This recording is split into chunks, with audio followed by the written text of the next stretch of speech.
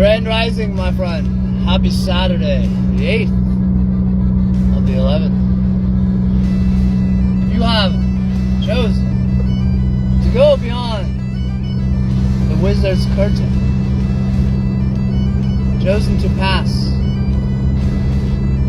the 7th gate into the 8th, chosen to awaken, unborn again. Step through the 8th gate. Below, an ego no longer ruled by it, but what is this famous word? Coherence? Call to unity?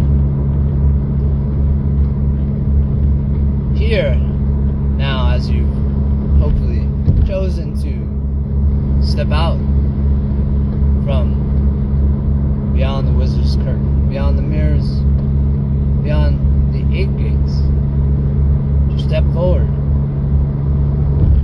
Now we have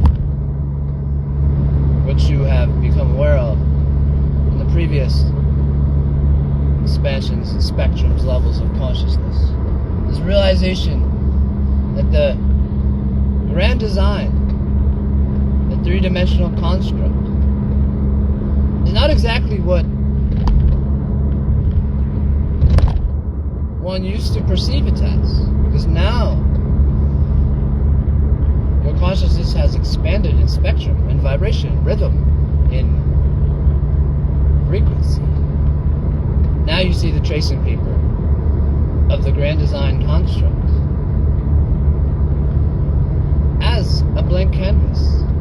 Yes, Yalda both traced and copied the Fulgaze, and he did this somewhat beautiful yet terrible thing. However, now the unborn one has stepped through the 8th gate, the 8th level of realization. Now you see the tracing paper is actually potentially a blank canvas.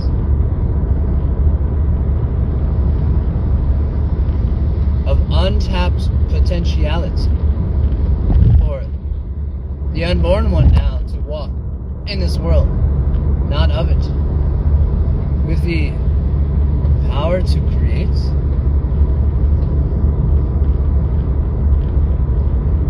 going even further beyond the creation power of Tiamat and Apsu, the order to chaos, the call to unity, to become the 9th gate. It's to unify all things within. All distortions are now seen as simply chords and a grand instrument that the unborn one can tune, transmute, change, alchemize in a catalytic movement for stillness. The distortion can be harmonized by that which is unborn again. If you are familiar with superposition and how matter responds to conscious awareness, how the outside is like the inside. Once the masculine is one with the feminine within, once the ego is one with the unborn one whom is conscious, to see within what you desire outside. Know this, friend, the repeating pattern which you already know, the microcosm of this technique applied to the macrocosm of what the ego sees as separate from self. Right now, for example, physical metaphor, when I move my hand, correct?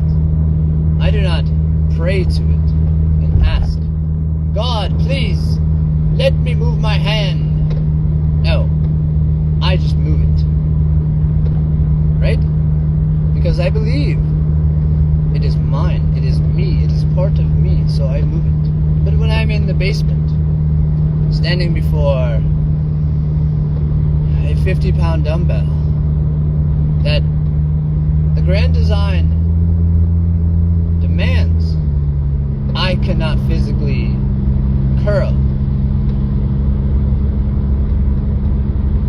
I go beyond the rules, beyond the wizard's curtain, beyond the mind who thinks I cannot lift, who thinks on physics, on it is not possible. And I realize beyond consciousness, in the silence of the sound of energy, that the 50-pound dumbbell, much like my hand, is only what I believe it to be. So if I grab it and understand that there is no separation, when I lift that 50-pound dumbbell into a bicep curl, I am defying Saklas, the rules of this dimension, because the Unborn One has absolute authority over consciousness, the mind, the emotional body, the energetic body, everything here, there, is you, not your ego, but beyond that curtain, beyond the wizard, the realization to become the ninth gate is to begin baby steps. This is the beginning. We're aiming for the 11th gate and beyond. This is the beginning when you start to realize the legends, the myths who were born from legends, whom were born from others in the past who had become and gone beyond the ninth gate to do incredible, impossible things that were passed down as legends, that were rewritten and copyrighted, redacted, and reformed to manipulate as mythology.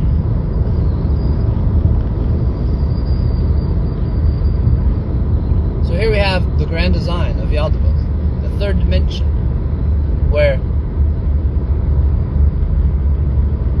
you were once limited by its rules and authority over you until you expanded, evolved in consciousness, and realized the vehicle you inhabit, the human body, the egoic identification, raised up like an idol, was no God. It was no you. It was simply a vehicle that the Unborn One operated in a dreamlike state. But now that if you have chosen, and I hope you did, to awaken unborn again, now we have this opportunity, alone or together, for there's no difference besides concept and realization, clarity, the light of clarity, as you see my glow. However, if you have chosen ego over the truth, then be my guest, friend. Be a part of the problem and not the solution. For those of you whom are dragons, realized masters of the self, know this, friend.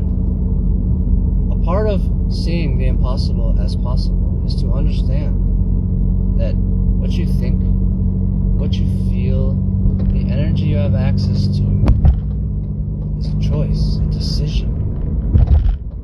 Not all your feelings, not all your thoughts are yours. That's how the construct got us. But to see it now,